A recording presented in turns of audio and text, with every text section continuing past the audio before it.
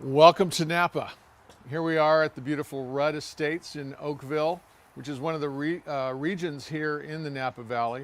It's about 17 different AVAs here, little sub-AVAs within the Napa Valley AVA. But we're here at beautiful Rudd Estate, and today we're going to be talking with some of the winemakers and the staff here about wine in Napa. So we're really excited to bring you this and jump into your living rooms and bring a little bit of Napa to you. What we're going to be talking about today, besides the wine, is the Vintec itself. And really want to feature the 5 pillars that we've talked about a number of times. And we're going to be talking about that with one of our master sommeliers coming up. The wines that we're going to be trying today are Sauvignon Blanc and a Cabernet Sauvignon. So before we get started, let's go ahead and pour the wine now. Unlike a lot of other wine shows, go ahead and pour yourself an ounce or two, just something like this. And I wanted to explain a little bit of a process to you guys, because wine tasting is what we're doing here. We want to kind of get our heads wrapped around it. So I've got a little system called the 5 S's. So it's, the first S is see, swirl, sniff, sip, and savor. So we're going to all be doing that. That's why you pour just a little bit. As we go through this, you can pour a little more. At the end of the show, we're all going to pour whatever and have our glasses full. But just wanted to go through that with you. The reason that we sniff and swirl is to put more oxygen in the wine and therefore allow the aromatics to come up. The aromatics are what sort of signal our brain to start noticing some flavors and different sort of flavors that we can identify later with our taste buds. So that's really part of learning about wine. I always encourage people to try wine. Even if you say or you think you may not like it, chances are, if you keep an open mind about this and don't judge it on its first sip. But that's the other thing too, is go ahead and take some in your mouth and just hold it there for a second, swirl it around a little bit. And let it just sink in. Notice what you taste. Like this one's got a nice acidity in the background, sort of lemony, citrusy flavors going on. And we're going to explore a little bit more of this with Oscar, and we're going to jump into the cabs too. But just to give you a brief little story about what's going on here, we are in this Oakville region where we're standing right now is on what's called a bench, the Oakville bench. Behind me you see a vineyard that is just about to start planting rootstock. It's been fallow for a couple of years. We'll go into that with our winemaker Natalie. But we're just in a gorgeous area of Napa. So when you guys are ready to come out here, we encourage you to do so.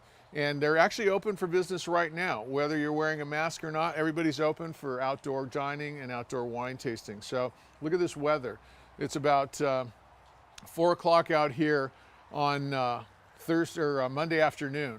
So this is all coming to you live right now from Napa. So I just wanted to make sure that you guys are interested in giving us some questions. Any questions that you guys have, be sure to add those up into the chat. And anyway, we look forward to getting started with you. But you know what? Everything starts with these grapes out in the vineyard. So let's go out into the vineyard and check it out. Napa Valley.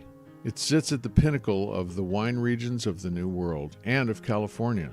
And no matter what you've heard or read about, until you're here and experience the place firsthand, it's hard to imagine a place more representative of lifestyle, creative expression, individuality, and diversity than this unique and beautiful part of California. North to south, vineyards sprawl across the valley floor, only to climb up either side of the nearby hills and mountains. The Vacas to the east and the Mayacamas to the west. And from the southern end of the valley, where the San Francisco Bay helps create the perfect conditions for wine grapes, the geography, climate, and soil types work as one to create a terroir and a culture of winemakers that place Napa Valley in the epicenter of the new world of wine.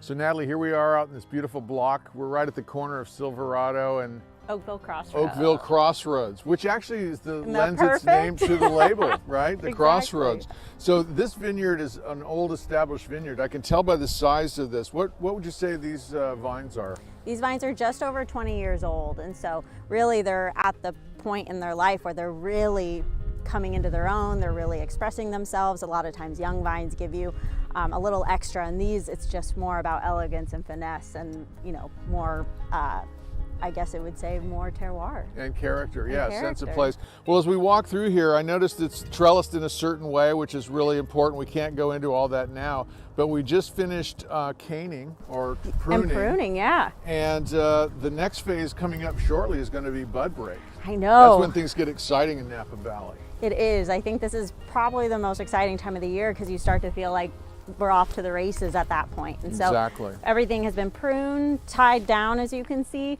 and we'll just be checking on a regular basis to see if you start seeing that little popcorn, little woolly starting of a leaf coming out. So we have bud break, then we have the next phase, which is the little berries that pop out. Yep, we'll start seeing the canopy kind of starting to form, then we'll start seeing the fruit set. I mean, it's on. It's going to be exciting. So this is really the best time of the year to be here, and so we're super happy to be able to bring it to your living room, because we're bringing Napa to you with Natalie, and we're going to continue to taste some more of the Crossroads label wine. You guys are relatively new at this, and we're just trying to help spread the word a little bit on the Crossroads, yeah? Yes, we appreciate it. The more the better. Nice. All right, guys, moving on to the next segment. Cheers. All right, everybody. Well, that gave you a little bit of an idea of where we are. Kind of got to see some nice aerial shots of the vineyards. And we're here with Oscar Henket. He's the managing director here at Rudd. We're at Rudd Estates, and we're going to be introducing a wine tonight called Crossroads. It's one of their newer labels.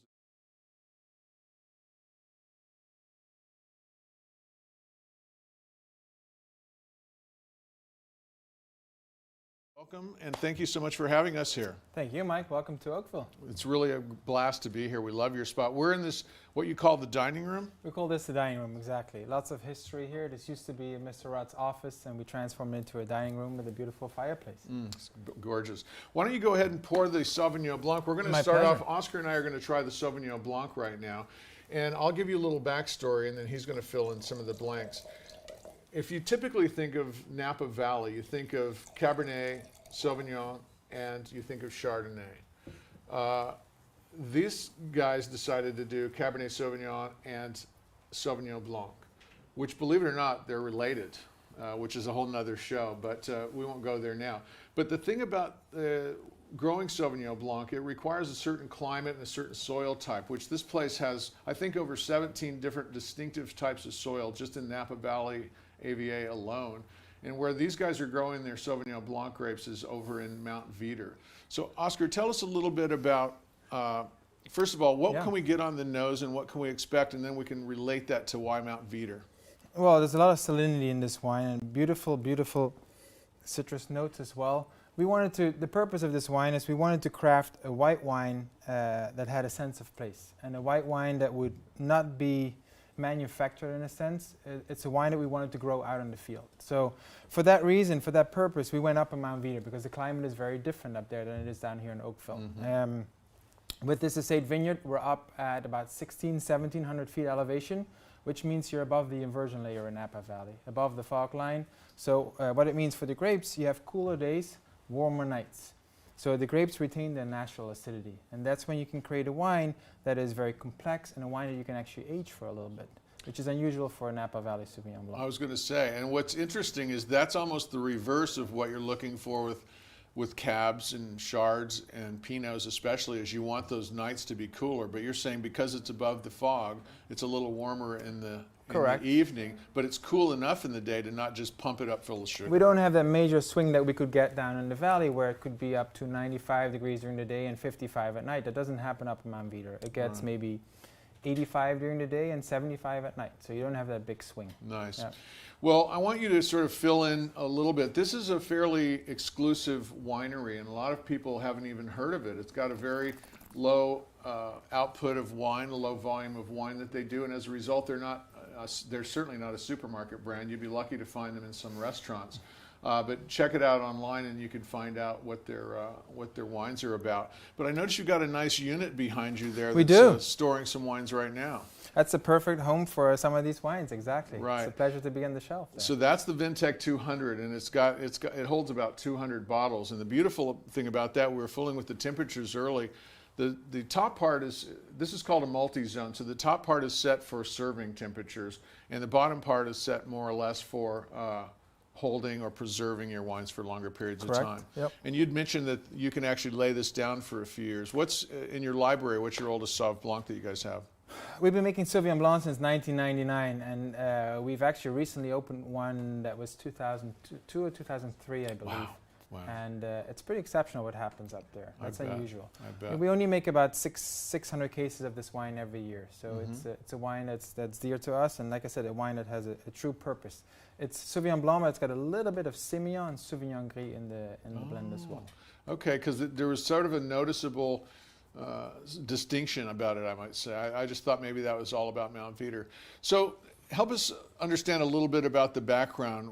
There's a long story with the founder, Leslie Rudd, and this property and his philosophy, but just sort of skimming those highlights along the way, because as the show builds, we're going to go sort of into the whole concept of multi-generational wineries and biodynamic and sustainable growing practices and things like that. But tell us about the guy that kind of kicked this whole thing off. Sure, yeah, Mr. Rudd started the winery in the mid-90s, and the true purpose behind it was to start a generational business. And agriculture lends itself to that, because what's better than, working the land with your own hands and improving it for the next generation to take over, and then hopefully the next generation improves it again and does better than the previous one. Right? That was the whole purpose behind it, but it takes a long time to build that foundation. You live and you learn, you make mistakes out in the vineyard. It takes a long time before the planting that you saw initially when you walked outside, it takes a long time before that comes to fruition and before we can make wine off of that. Mm-hmm. So, the land has been fallow for 3 years. We're planting the rootstock now. It's going to be another 7-8 years before we can make a nice wine off of it. So Right. you're talking about a 10-year project at Right. least. Right. Um, In the course of our lifetimes, clearly, we all kind of, there's a point where we're just not here anymore, and you want to be able to pass that down or hand it off to hopefully your family members and people like that you sort of built it for. And then inevitably, like Samantha's now Samantha Rudd behind is the the wheel. owner, correct, yeah. And she's sort of taking over in her father's footsteps, adding her own nuance to things, like you'd expect. But I guess the seed, if you will, was planted, not to use a phrase, but by him in those days. I think it's, call it the foundation. I think you need a solid foundation for a multi-generational winery like this. The foundation is key to success. Without those vines, without that piece of land, we cannot make a great wine, right? And it takes time before that land really comes to fruition and allows us to do that. I find it fascinating how the winemakers and the estates that I've been able to visit have a uniqueness in each one, but yet they have something in common, and it is that something called out to them about that property, about that location, about that soil type, about the wine they've been wanting to make. Is that sort of how he discovered this little spot? Yeah, a little bit of luck, I think, for sure, and walking the land and having a gut feeling, if you will. Looking at the hillside right above us and thinking this is where great wines should be grown, and then being able to purchase a piece of land and then really transforming it into what we call a first growth estate. That takes courage and time and dedication and a lot of effort. Well, the time, as you say, I came here, I first visited here with you a couple of years ago, and we walked out here and you were showing me this field full of tall grass, basically. Right. And Napa goes for, I don't know, the sort of standard thing is like $1 million an acre. That's part of the reason why the wine kind of is a little bit pricey here sometimes. And why would somebody let, I don't know, what is that, 5 acres or something like that? 6 acres. 6 correct, acres yes. go and just lie there for years. And then, so now you guys are at the point where all that you were growing in there was really going to be land cover or ground cover, and actually be biodynamic and go back into the soil and replenish the soil, right? Correct. Yeah, we grew many different things over the course of the last 3-4 years. We grew sunflowers one year. We grew an entire field of daikon radishes to break up the soil. And these big, long, white radishes break up the soil. Instead of running a tractor through the field, let nature take care of it. Right. Sorghum grass is another one that has a great root system that creates channels for the new rootstock to come in to have space to grow.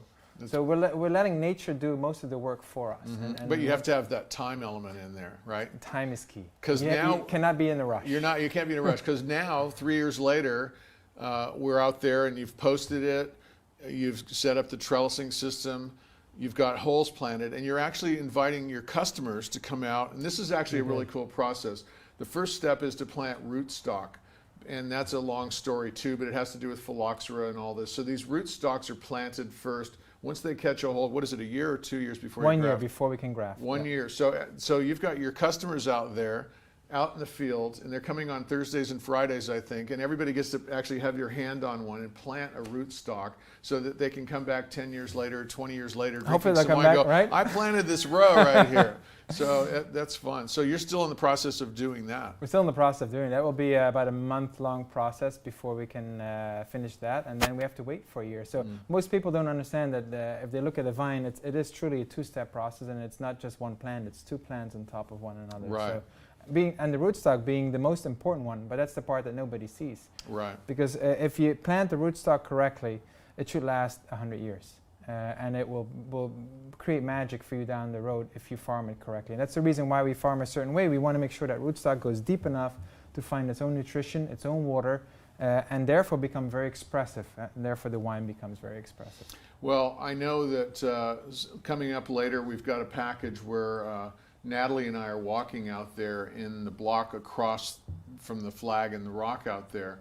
And those are 20 plus years, just over 20 years old. And as she was saying, they're just hitting their stride right now. Correct, So it's yeah. a real investment of time to get them to the point where, where they're ready to make good wine, because it takes at least 3 years, I think, to get grapes that, you have grapes, but you typically just drop them and you're sort of training everything. You have to train them initially. And then after 3 years, then you're getting stuff, but it's so young. It's like, I think one of the winemakers was referring it to as they're like teenagers. They haven't figured everything out yet, right?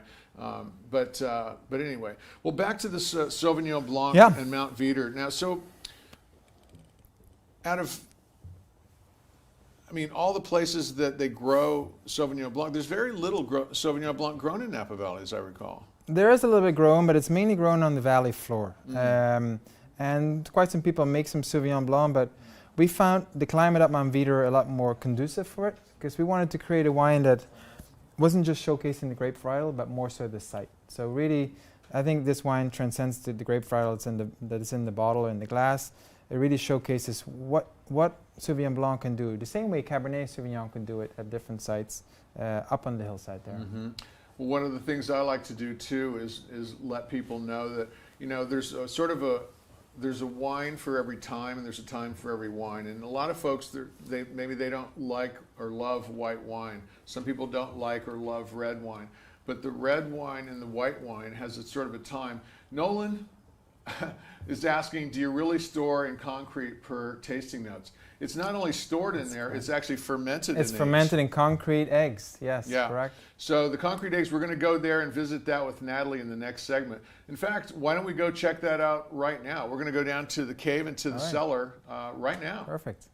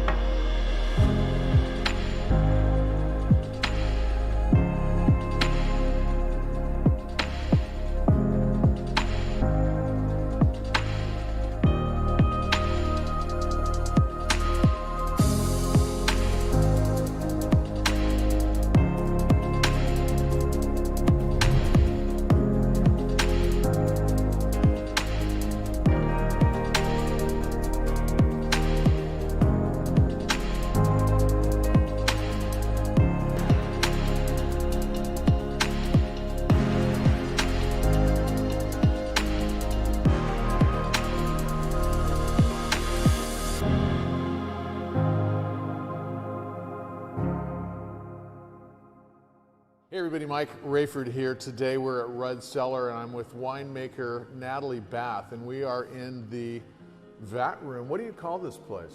We actually refer to this as our workshop because we do feel that we're more of craftsmen in our process here, and so rather than calling it a tank room or something, a little less tied to the vineyard, that just seems to be a little bit more encompassing of our goal.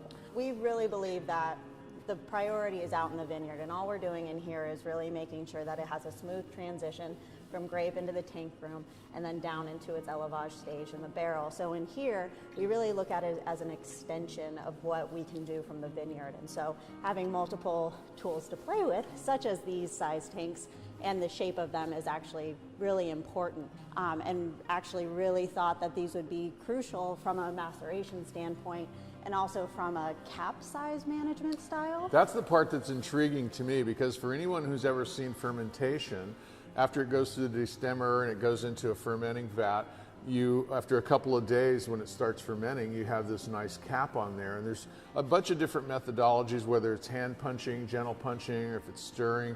But this allows for either a thicker cap or a thinner cap, depending, I suppose, on the grapes themselves, or the thickness of the skin, or the density of the skin. Is that sort of how you guys pick which barrel or which tank it goes in? Exactly. So Natalie, we were talking about the different tanks and the different vineyards. Let's go back to that for a second, because when we opened up the show, we were talking about a sense of place, the soil types, and the difference that it really makes on the finished product. So the alluvial fan, which is on the northern side, is more of a sort of a finer, as you say, leftover from ancient seabeds, whereas where we're at now on what's known as the bench, a lot of people refer in Napa to this as a bench, and there's a few vineyards that are well known that put that in their profile. For those that don't know, it's basically the mountains that are over here. The Vaca is part of the Stag's Leap region that I guess had a giant avalanche a million years ago or so, and literally brought all this huge tumbling,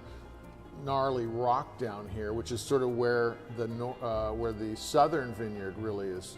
And so therefore it gives it, even though it's the same grape varietal, the same clonal number or whatever, it gives it two completely different characteristics. Exactly, which from a winemaking perspective is a dream. So we've gone from the vineyard to destemming into the tank room, or the workshop as you like to call it. I think it's time to go down to the barrel room and see where all of these things age and sort of the next step. Let's do it. So Natalie, we're down here in the cave, and this is just one of my favorite parts of wineries. I mean, there really isn't a part I don't like, but this is where we're starting to really see what happens after the pick, after the fermentation. And where we are now, we're looking at these amphora. We've got amphora, we've got eggs, and we've got Sauvignon Blanc. So let's talk about that. You guys have a very specific regimen that you run your Sauv through. And let's start with the amphora. Of course. So the amphoras we introduced to the Rudd program going back about 2015. And it's very similar in the sense of what the egg is for, in that we're looking for something that's maybe a little more neutral. So this goes back to ancient times. I mean, thousands of years ago, this is the way wine was originally made, before they even knew about how to make an oak barrel. And now we move to this. So this is a fairly modern and recent sort of new contribution to the winemaking world. Tell us about the evolution of the egg. Yes, and the concept behind an egg is that instead of a square tank or something upstairs where you're not getting kind of like an even circular motion through it, an egg is actually fully suited to have a more, I guess, organic and fluid fermentation process occur. And so when we actually put the juice into the egg and then we let it naturally come to temperature to actually start the fermentation, those little bubbles that come up start this really beautiful cycle that kind of constantly flows through about a month fermentation cycle in there. Yeah, that's fascinating to me. Well, we've seen the whites, we're in the cave. Well, let's wander down and check out these barrels back here. They're so fascinating. We'll head on into the reds. This is one of my other favorite parts, because Napa Valley is really known for Cabernets, and especially big Napa Valley cabs. So we've talked a little bit about the two different vineyards that are going to make a bit of a distinction between the cabs that we're going to do, but what's your regimen when it comes to barreling those two vineyards? Clearly they're all made individually and they're separated, and then ultimately do you blend them together? We do, actually. So the goal is that keep everything as separate as possible until we come down to blending. And the idea is that everything we make on this property always has the potential to meet the highest tier wine.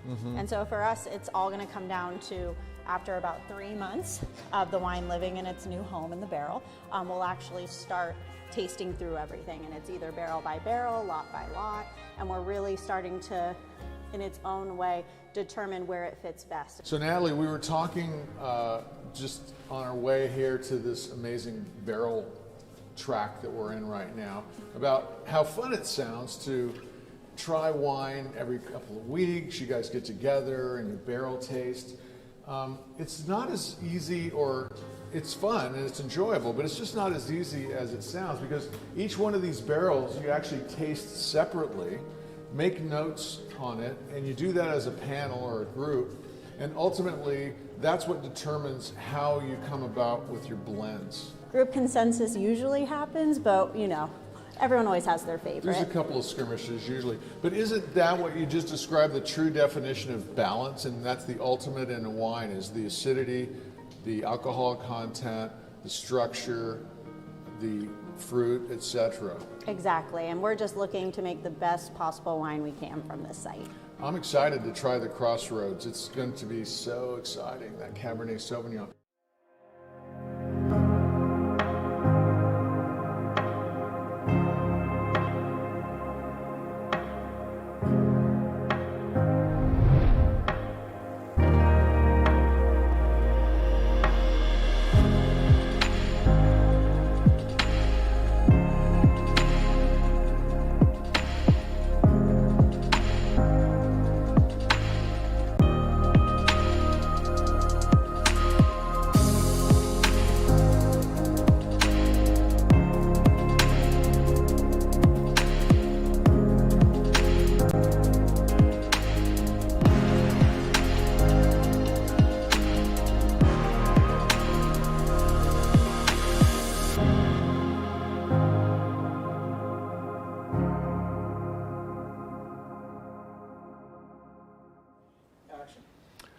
All right, we're back. That was a great segment. We were down in the cave, and here's the winemaker right here, Natalie Bath. Welcome to the show, Natalie. Thank you for having me, Mike. Isn't this exciting? We're doing this live, and all the Vintec and all the dealers are out there, and all the district managers and out there, and I hope we're answering some of your questions. We do have a bit of a time delay, and just so everyone knows, some of the technical questions, we've got a special crew of Electrolux folks back in Charlotte. They're kind of capturing these technical questions as they come in, so they'll be answering those directly when you have anything to do with a technical question. Go ahead. But Ben wants to know, how do we get your hands on some of those eggs? Well, there's I'll let Natalie answer that. They come from France, and I will say this, I go to the Unified every year, which is a big equipment type wine industry trade show, and you guys probably met some people there at the Unified a couple of years ago, but tell us a little bit of the story about the eggs, because I know they come from a place in France. Of course. So Rudd, the eggs have been a huge part of Rudd pretty much since the beginning. We got our first one back in 2003 from a place in France, and then the company itself is Numblo, and so that's probably one of the most well-known names out there for the eggs. But what's wonderful about them is now people, especially in the US, are really starting to experiment and come up with their own. And so while they used to be, I think, a little bit more rare, you're seeing them more and more, and I think a lot of that has to do with the fact that you can't argue the quality level that you're getting through fermentation and storage in both. And what I love about the eggs, and I learned this before, and then Natalie sort of reinforced it for me, it is concrete. And a lot of people are probably thinking, well, wait a minute, when I water my sidewalk, I smell this smell. I don't want to taste that in my wine. But they actually cure the inside of them with tartaric acid, and it causes sort of a crust in there anyway. But the concept is, just briefly, without going into all the technicals, is concrete allows a little bit of air on a molecular level to go in and out, just like a cork does. So that's why they're good, and just like an oak barrel does. So there's sort of an airflow on a very micro level that allows for that. And the other cool thing about the egg, if you think about a barrel lying on its side, it's there, it's round, it serves its purpose, usually stackable and all that. But the egg has a unique shape because as anything ferments, it creates heat. And heat rises, and as it rises, it creates its own circulation, and therefore, without any intervention whatsoever, it's sort of stirring itself up. Exactly. I love it. Well, we're going to jump into the reds now. So let me go ahead and pour some of this for you, and tell us a little bit about this. We touched on it when we were in the cave, but this is a cab from 2 different vineyards that are nearby. And by the way, when you guys are pouring this, make sure you're pouring little ones right now. We can drink the rest of this later. two different vineyards, two different soil types, and the barrels, or rather the stainless steel tanks that we saw in there earlier, as you mentioned in that video clip, the skin and the type of expression that the grape is giving determines which tank they're going to go into ferment. And ultimately they get made into their own individual wine, individual barrels, you taste and blend. So walk us through this one. This is a blend of all those from, what are we drinking, 2017 here? 2017. And so the two vineyards you speak of, we have 47 acres here on the property. We have a little bit just across the Oakville Crossroad itself, so just a little nook, which gives us another form of exposure from the sun. And so what we're getting is not only just different soil profiles, but different climates and different soil profiles and climate. And what's great about that is that it makes it way more fun to blend. And so for Cabernet Sauvignon, I think people think of it as kind of fits into this tiny little box. And with the terroir that we have here, we see different expressions. And so this wine is going to have a little bit of Cabernet Franc in it as well, which adds kind of a really nice, lovely floral herbal component aromatically. You still get the structure that you would associate with Cabernet Sauvignon from Oakville, but very bright, very fleshy, very red fruit forward, and just really drinkable, which is kind of the fun part of this wine. If you guys are swirling and sniffing this, notice that there is a bit of a floral quality to it, and when you take that first sip, there's that component that you're talking about that the Cab Franc gives to it, lends to it, and it's a floral note, if you will. I mean, it's still got that blackberry going on in there, and there's a little bit of light tannin, but this is where the magic of blending comes in, and this just gets better with age, right? Exactly. And I think, for us, while it's always fun to go tasting and then you get told, have this beautiful wine that you just purchased, wait 20 years for it, you're kind of like, oh, that's not as much fun. And so while you have the opportunity to age it, I don't think you would be upset if you did enjoy this a little bit earlier than you would normally expect. That's what we want you to, that's the purpose of this wine in particular. Well, if you did have to wait 20 years, you could put the 20-year stuff on the bottom shelf, put this on the top shelf, and just go and drink this stuff first and get enough for 20 years of waiting.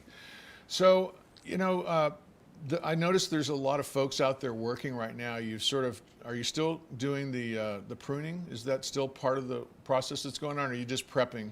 We are 99% done with pruning. It's a fun time of year because we have that, but now we've added on the replant as well. And so it's that balance between finding the right days weather-wise to also do it too. But we're really right on track, which is kind of a very nice feeling from a farming perspective. I'll say. Yeah, we were talking with Oscar earlier about the replanting, and that sounds like fun. I think I got to come out here and stick a couple of those in the ground just so that I can drive by when I'm 80 and say, yeah, I planted that part, helped plant that row or something like that. Exactly. Yeah, it'd be really fun. So when we're trying to relate some of the elements that are in the cave into the unit and the concept behind what we do at Vintec, we want to try to replicate the conditions that are in a cellar and in a cave. And as we walked through, I noticed, one, it's sort of a stable temperature constantly. All year round is probably, 56 degrees down there? Correct. Yeah. Oh, look, it's 56 degrees. That's perfect. How convenient. How did that happen? Another thing is light. There's no light in a cave, right? Well, this beautiful UV light and the very low LED lights in there really prevent light from coming in, because that'll shorten the life of a wine considerably. So keeping light out. And clearly there's no vibration in a cave. It's just sitting there, unless there's an earthquake. When was the earthquake? But that's very rare. That very rarely happens. But typically there's no vibration. And we walked by, one of the shots showed the humidity coming in. You always have to keep refreshing that humidity. And in this case, it's to keep the barrels nice and moist from drying out, right? So that airflow can occur. Exactly. Due to the natural evaporation that occurs through the barrel, because you are getting that breathing through the oak itself, we really want to make sure we have a very nice balance of temperature plus humidity down there as well. So temperature-wise, like you mentioned, around the 56, 60 degrees, and then a humidity between about 70 to 80% is the perfect combo. Perfect combo. Cool. Well, speaking of perfect combos, I really have to dig in a little bit. Everybody wants to know about Natalie. How are you so young and you're a winemaker and you've done all this stuff? I know that sometimes there's that moment in life when something happens and it just says, oh, I want to do that. So I'd like to hear your, what was the magic moment for you when you just sort of, you grew up right down the road from here, right? I did. So you grew up in wine country, but did you always want to be a winemaker, or did you just sort of one day said, yeah, this is pretty cool? It actually wasn't until I came back from school and I was planning to go to law school, and I decided to take a little break before the LSATs and needed to make some money, and so I did a harvest in 2010, made some amazing friends that I still have to this day, and said I'll do one more and then I'll go back to hitting the books. And I ended up going down to New Zealand to work a harvest, and I think that was the ultimate trigger. And it wasn't until I came back, told my parents I was officially moving into the wine world, which coming from that background, they were very happy with. Sure. And then I worked in 2012 here at Rudd. Actually, I got an internship. Oh, wow. And I had known Samantha Rudd since we were younger, and she said, just give it a try. I think, it might be a fun place for you. We have such a great team.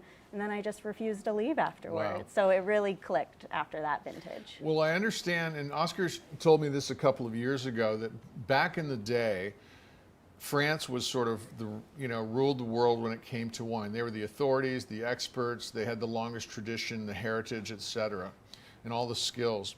And California sort of obviously has been growing wine for a long time and came up during the after the Judgment of Paris. It sort of shined a light on us, if you will. But now, Oscar was telling me recently that as much as we used to go to France to learn some of their techniques and so on, now they're coming over here and there's sort of a mutual respect growing. But I understand that you spent some time working at a pretty stellar place in France. Tell us about that. Yes, I had the opportunity in 2016 to work at Chateau Petrus.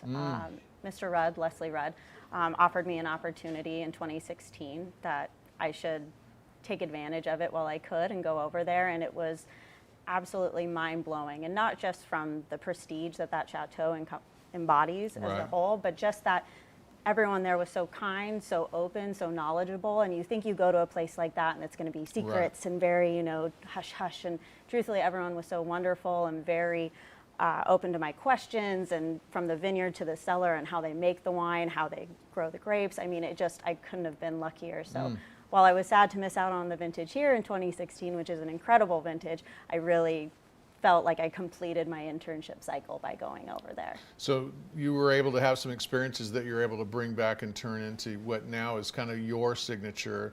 And as a wine grower, a wine maker, you're constantly evolving in a way like the wine is, right? Because you discover, if we did this that way, it'll be a little bit different, and each vintage gets a little bit better and a little bit different, or something like that.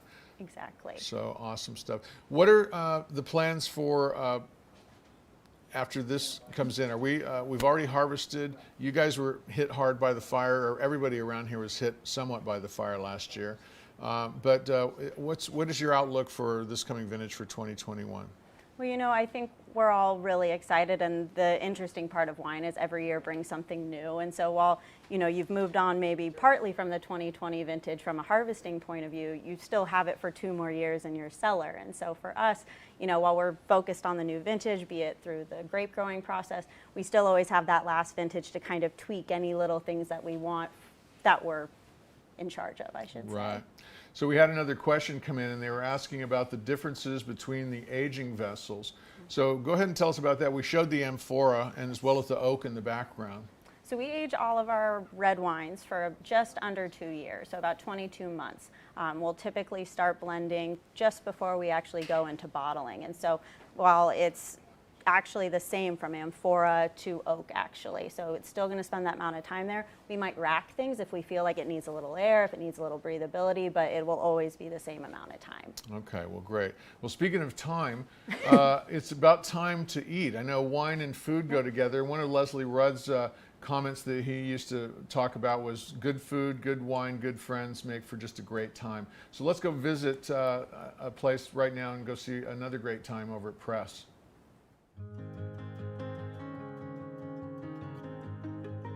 Kind of the first thing we start with is, what is coming from the farm, what's coming in, seasonally, mushroom-wise, etc. So that's kind of really the starting point. And then, we know we want to have a certain amount of, raw fish dishes and vegetable-focused dishes. I think that's probably the biggest, tangible shift here is just moving away from sort of this, meat only focused, and really we want to be known for, yes, we have that, but also like the finesse and the approach we use with the fish dishes we do, and then just these really amazing vegetables that we kind of just create dishes where they're the star, you know, and that kind of shifts away from, you know, it's more of a 3-dimensional, 4-dimensional experience instead of 1 dimension. Specifically with wine, I see it as you're just kind of guiding people to the right place, because when you have a list that is 60 pages with 20 to 30 selections on each page, that adds up to quite a bit. And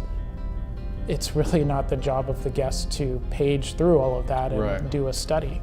That's why we're here, to figure out what the intent is for you in purchasing said bottle of wine, because everyone has a different experience and opinion about wine and how they see it fitting into their meal.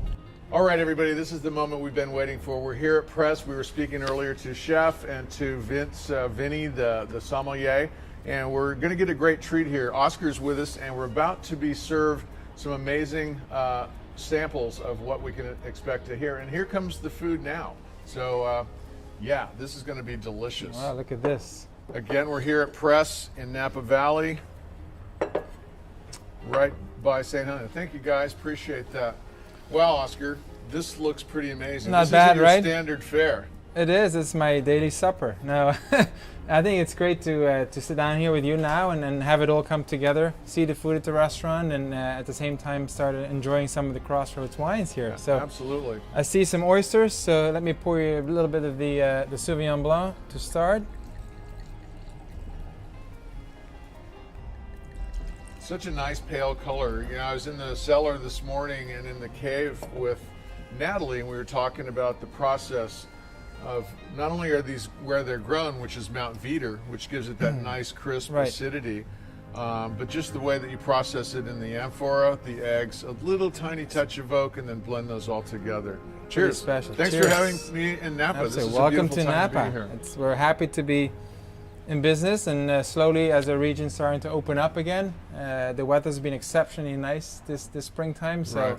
the mustard flowers are out. There's beautiful young green growth in the vineyards everywhere, so it's a great time to come. Absolutely. And so now that things are opening up, we're trying to bring Napa to you guys right now. So I hope you're enjoying this. And I know your mouth is watering right now with all of this food.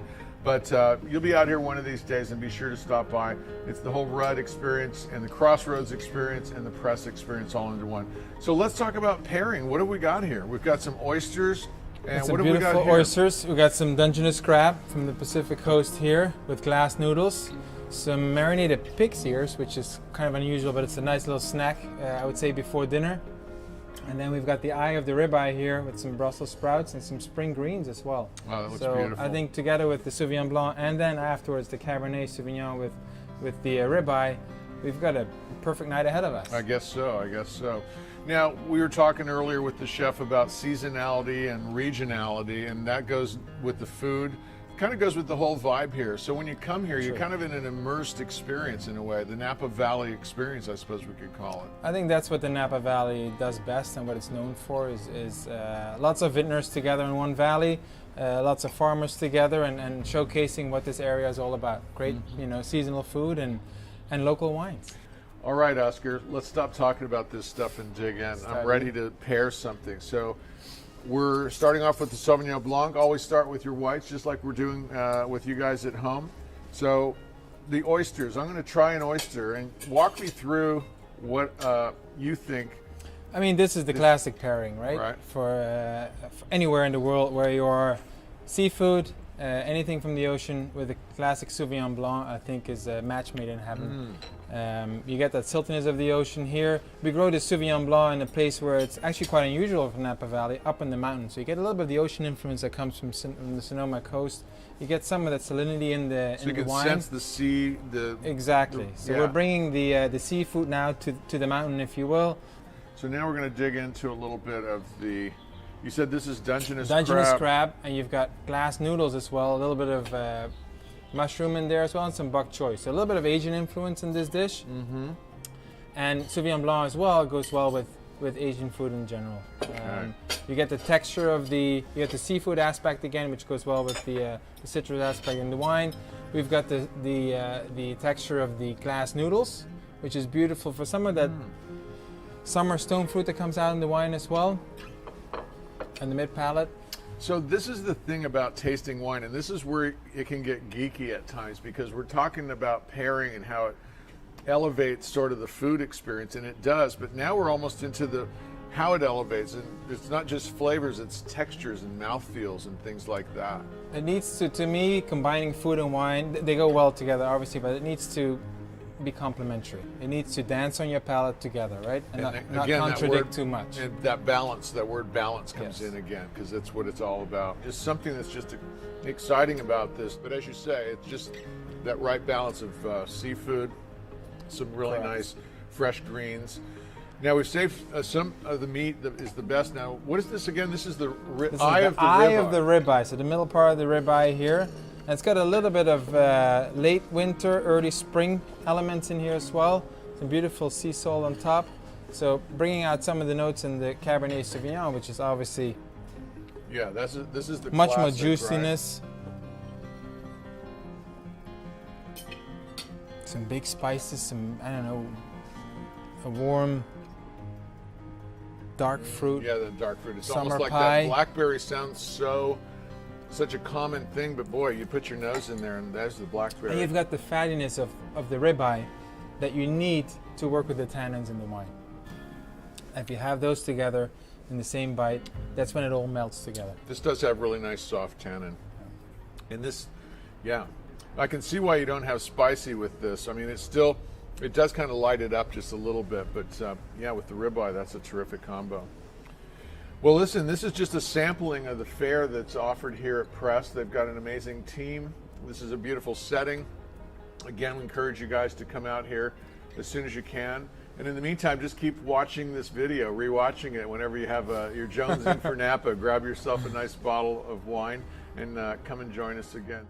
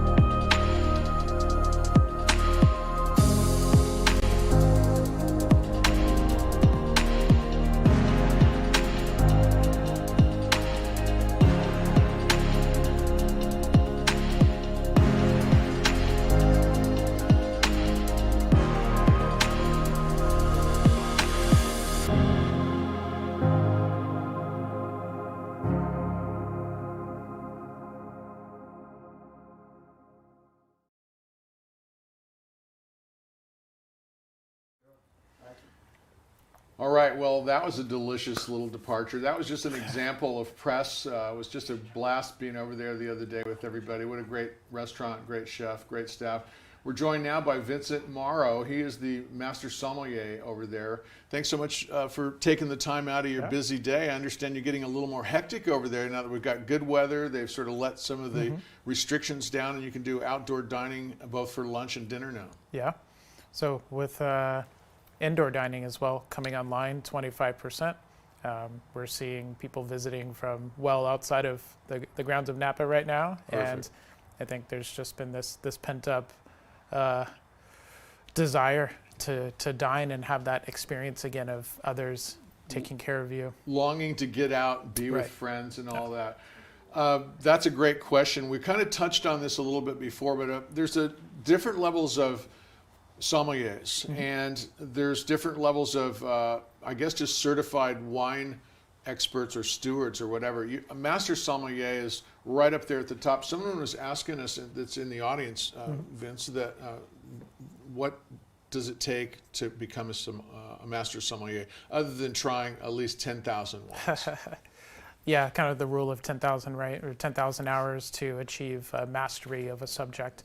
In this case, so there's 3 levels. Prior to that, obviously, there's a pretty intense amount of knowledge about the world of wine, but also the world of beverages, beer, sake, spirits, cocktails. And table service and things like that. Yeah, exactly. Right. So there's 3 parts. There's a verbal theory exam of about 100 questions within a 45-minute period. So it's also verbalizing all of that knowledge and demonstrating that it's not just written word. There's a blind tasting element, which I think is the most kind of mysterious, but really is a practice skill at the end of the day.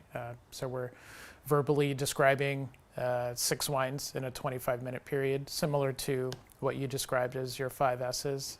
We're evaluating it visually, Right. How it smells, how it tastes, but then using all of that evidence that we're describing to lead us to, ideally, the right conclusion. And certainly at the MS level, the conclusion carries a lot more weight than it does at the certified or the advanced. And you could describe it as accurate and as clean as possible, but if that doesn't take you to the right place, that really means a lot in the exam. And then, of course, a service examination under duress, decanting wine, answering cocktail questions, vintage questions. Right. Grapes It's really, from around at the the end of world. the day, it's a service industry, it's a Yeah. hospitality industry and things like that.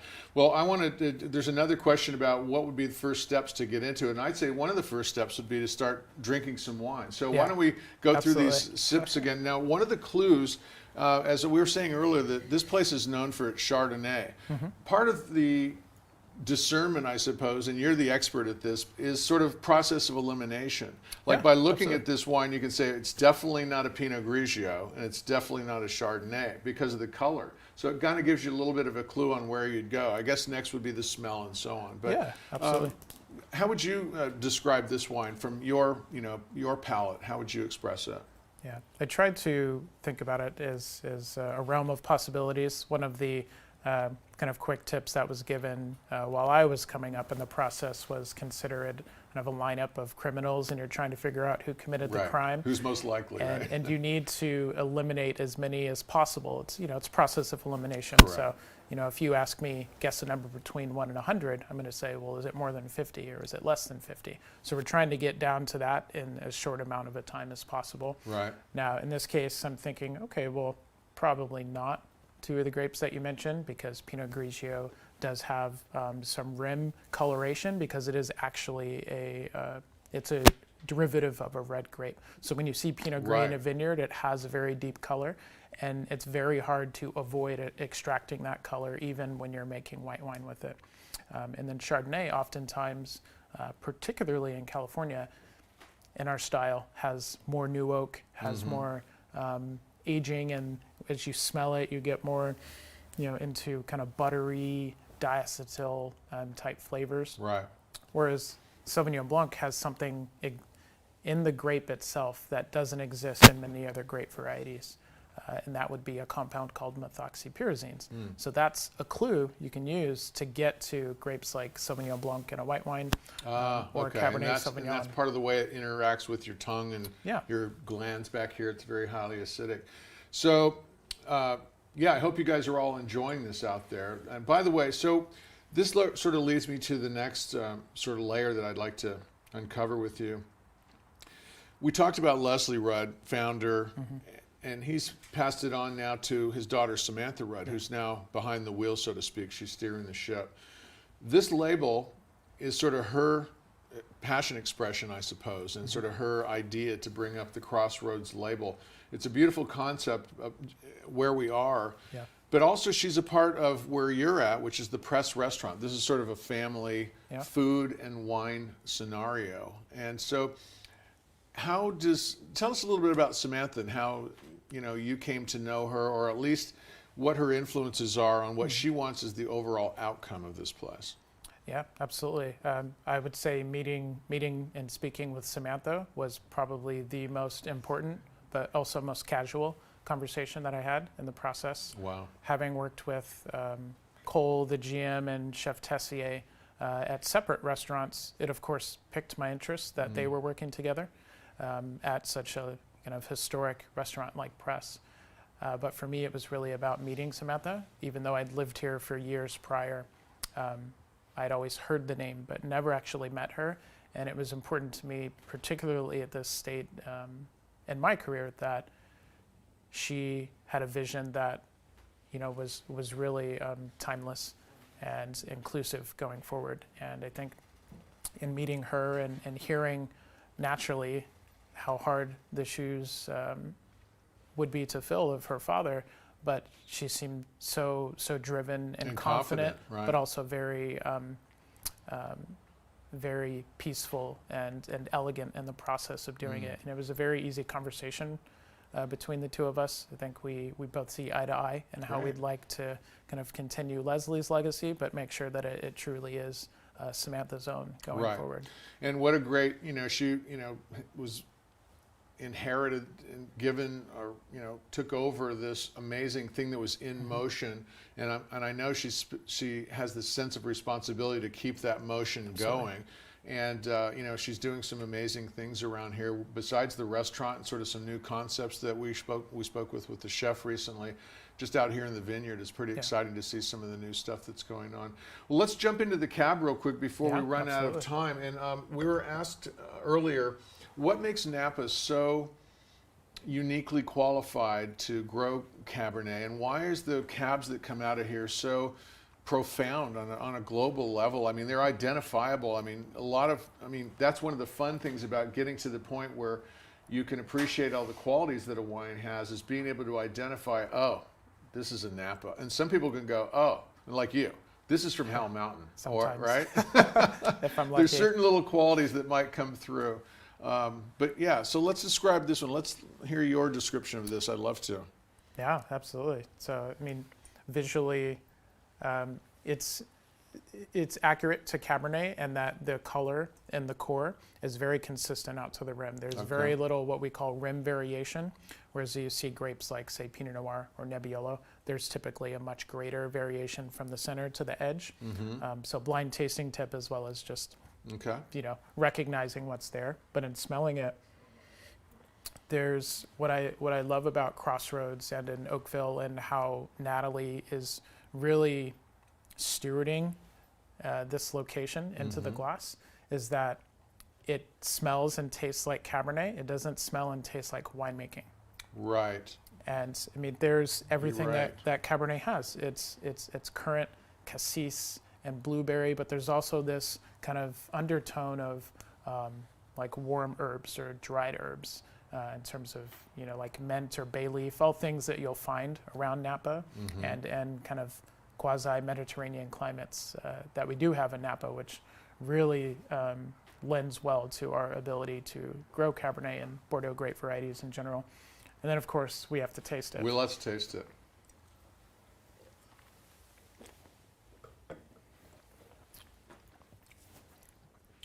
There's such a semblance of everything in the wine. I think the word I use for it is called tension, because there's a balance of, obviously, the fruit upon entry is very warm and luscious without being overbearing, but you also, midway through and then at the end, you start to feel some of the oak building structure in, get more of those kind of dark chocolate and graphite flavors. And then you have this acid that comes in at the end of it all and kind of refreshes it and makes you want to have another taste as well. And I think about acid and different components the same way with salt and cooking, and that it gives kind of this continuity and elongation to the flavors from start to finish.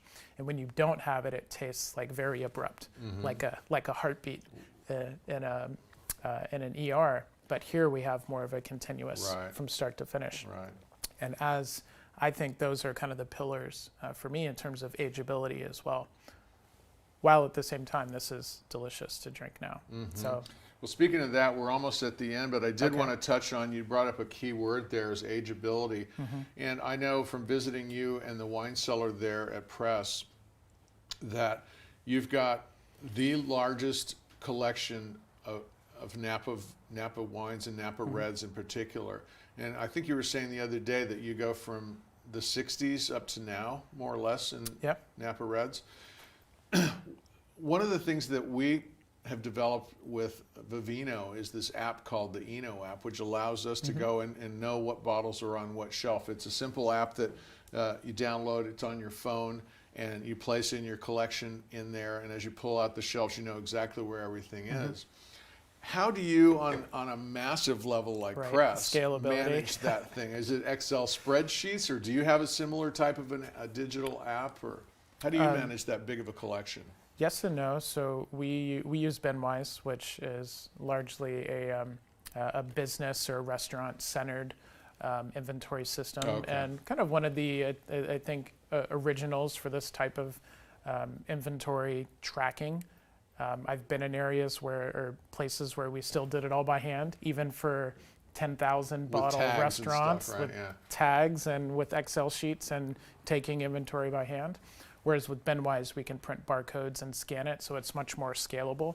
Whether it's small or big, we can, it's the same process every time. But the idea is that no matter if you have more than 40 or 50 or 60 bottles, Yeah. and you're looking for that one last Pinot from Willamette Valley, and you can't remember what shelf it's on, it helps to have some Especially, inventory management system. If you're midway through dinner, you've Right. already had a little bit to drink, It's and you that want much to, more that difficult. last bottle, it's much easier to find when Well, you I'm have going to pass something. it off to you, and we're going to say cheers to everyone. But I want to invite you guys all out to Rudd, to Press, to Napa.